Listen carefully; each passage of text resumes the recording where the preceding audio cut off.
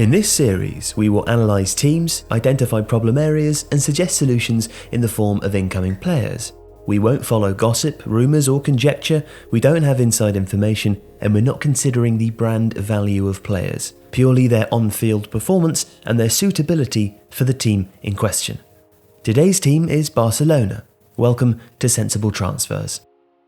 Ordinarily, these videos would analyse teams and their problem areas in order to suggest solutions in the form of transfers, but Barcelona have pulled off two significant deals, so this video will in part look at how Antoine Griezmann and Frenkie de Jong will fit into the side and whether they were sensible transfers. Ernesto Valverde will likely play some sort of 4-3-3, although his use of Coutinho in the wide left role sometimes made this look a little lopsided.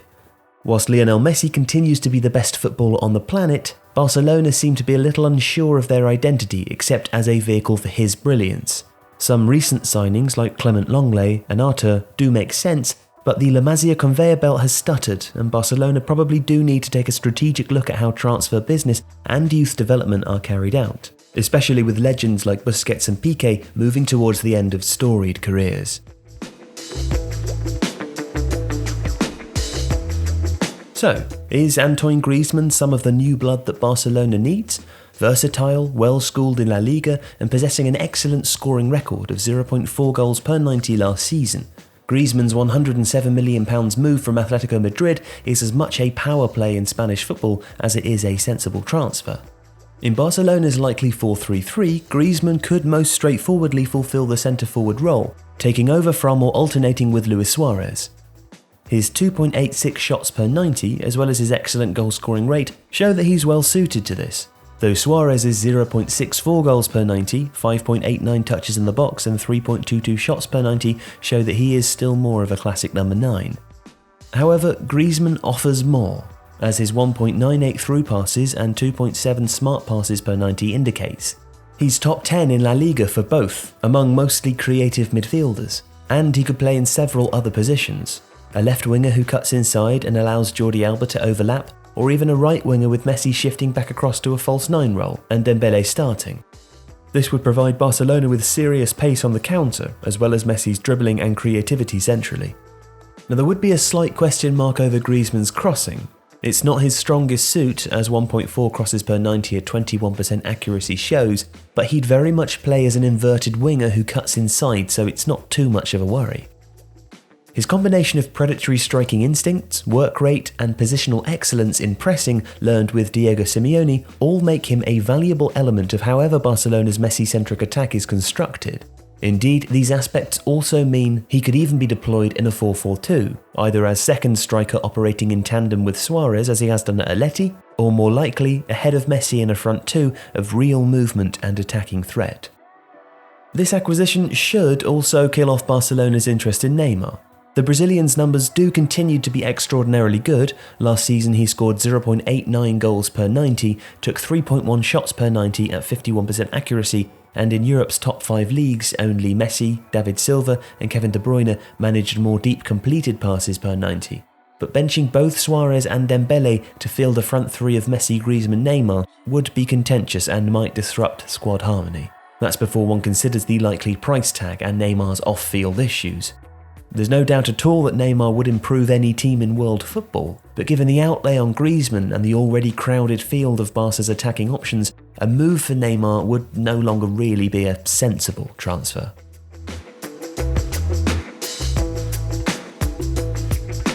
And Barcelona's other big move addressed an area of some concern, a midfielder who can break a press and add speed and verticality to transitions through carrying the ball as much as passing it.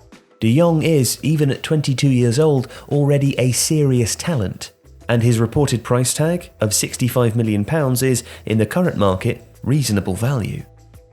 Last season he managed 14.1 final third passes per 90, 13.3 progressive passes, that is passes that move the ball forwards 10 plus metres or into the penalty area, and 1.95 deep completed passes per 90. He also carried the ball well, with 3.2 dribbles per 90 at a success rate of 57% and 3.4 progressive runs per 90 combined. These numbers put de Jong in elite company, even with the step up from the Eredivisie, and crucially add a dynamism to Barcelona's midfield that can be lacking.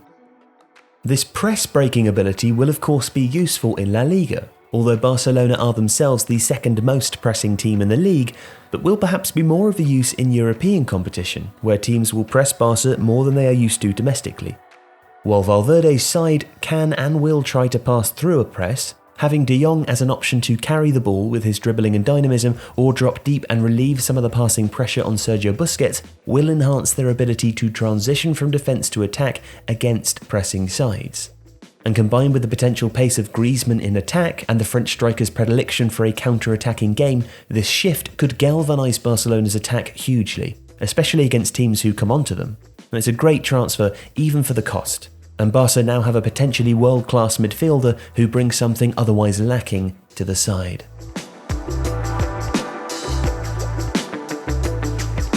Defence is where Barcelona do need some work.